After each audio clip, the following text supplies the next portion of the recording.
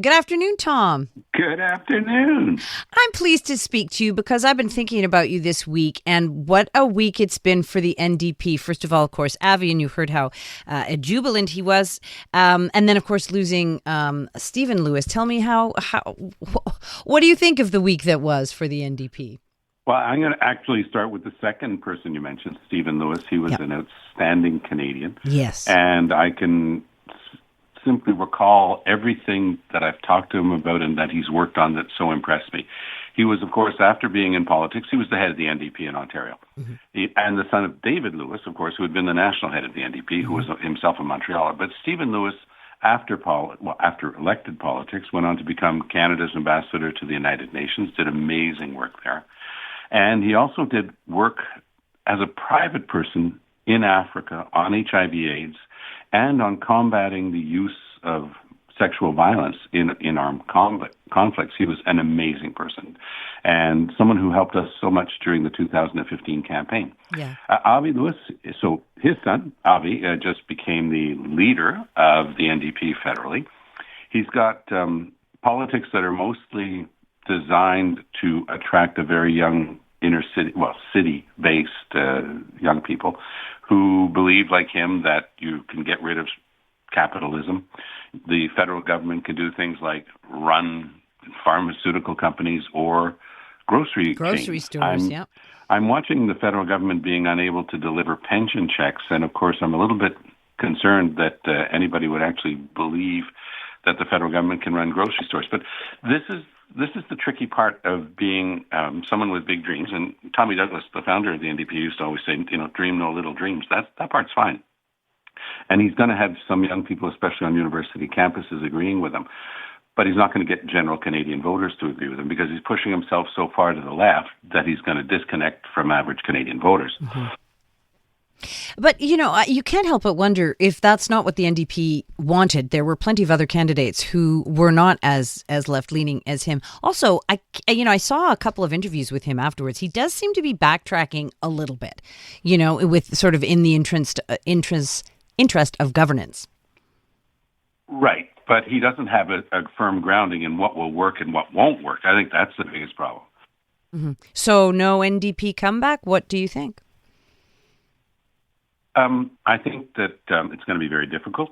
Mm-hmm. I think that Jack Layton was a left-leaning pragmatist who was able to connect with a lot of Canadians, but I don't think that's going to be the case for Mr. Lewis. Mm-hmm. All right, well, watch this space. I did want to add Stephen Lewis. He used to bring all the time the Raging Grannies into studio. He was about his work with Africa, and he was just, he was so charming with them.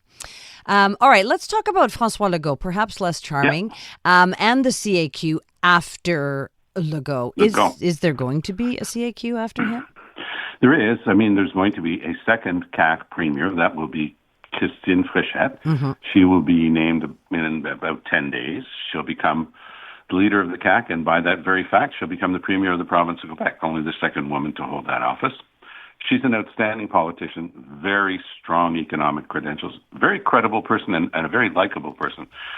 And it's interesting. I would say that if we listened to Legault yesterday on his way out, his last speech, he put a lot of emphasis on defending French, which is the glass half empty part.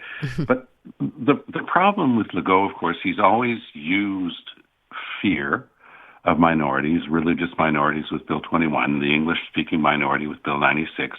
He's always gone after immigrants. It's always been for him a way of pointing to others, using them as scapegoats, and then looking at his base and saying, we don't like this stuff, do we? When he brought in Bill 21, he actually did a post on Facebook where he said, well, this is not the way we are in Quebec, meaning if you wear a headscarf, for example, then you're not one of us. Yeah. And that's a very divisive approach. That's been his approach to politics. So not only did he have a lot of problems managing the place, I think he took a very dangerous path, and he made it mainstream to go after minorities. And I think that it's going to a refreshing change because Madame Fréchette is not that way at all in her approach to politics. She's facing a guy named Bernard Drinville, who's turned it into a lot of personal attacks, a very personal thing. And in the meantime, that's had a terrible effect on the CAQ as a whole. Yeah. They're down to 9% in the polls. Uh-huh. So I think that Drinville has hurt the party immeasurably. I think that Fréchette had a fairly good chance at the beginning of this thing. The polling was saying that with her as leader, the CAQ could come back, but I'm not sure. I think that the damage that's been done during this campaign by the negativity of Drainville will carry on and hurt the CAQ more and more as they head into this campaign. Yeah, well, I mean, they do have a few months, but as you know, I guess that can be an eternity in politics. But the next little while, certainly the leadership convention is going to be obviously crucial. Well, it's going to be great to see a woman getting that office. And as I said, I have the good fortune to know Christine Fréchette, and I have a lot of admiration for her. But I say that it's going to come down to one thing. It's going to come down to whether or not the CAQ or the Liberals are seen as the likely vehicle to defeat the Parti Québécois. And just by saying it that way, it's obvious that if you go back through the history of Quebec politics, there's going to be a default position where people are going to see more in the Liberals the ability to take on the Parti Québécois. 75% of Quebecers don't want a referendum. They don't want separation. But those 75% of the votes are spread amongst four parties. The CAQ that we've been talking about and the Liberals, but also Quebec Solidaire. And, well, although Quebec Solidaire is theoretically separatist, I say theoretically because most of the people I know in Quebec Solidaire are not separatists at all. Yeah. And, of course, the Quebec Conservatives, who are not to be forgotten because they're at 16% in the polls. Mm-hmm. So there's going to be a day of reckoning for all of those parties like there was federally. In the last federal election, voters were asking themselves one question: who do I vote for to stop Poilievre from becoming the Prime Minister of Canada? The vehicle was Carney's Liberals. They won. The NDP got pretty well eliminated. The Greens got pretty well eliminated. The Bloc was way down in the polls. So that's going to be what I'm keeping my eye on here. Is there any way for Christine Fréchette to provide energy and a boost to the CAQ to get them ahead of the Liberals? The Liberals are going to be extraordinarily strong in Montreal. They'll always win almost all of those seats. But it's outside of Montreal that the Liberals struggle. Milliard will make the case that he's close to Quebec regions. He comes from the Quebec City area, from Lévis.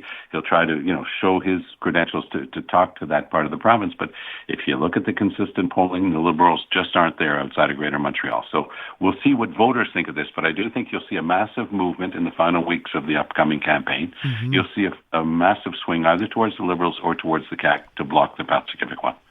All right. Well, I'm going to have to leave it there, but always great to talk to you, Tom. Thank you.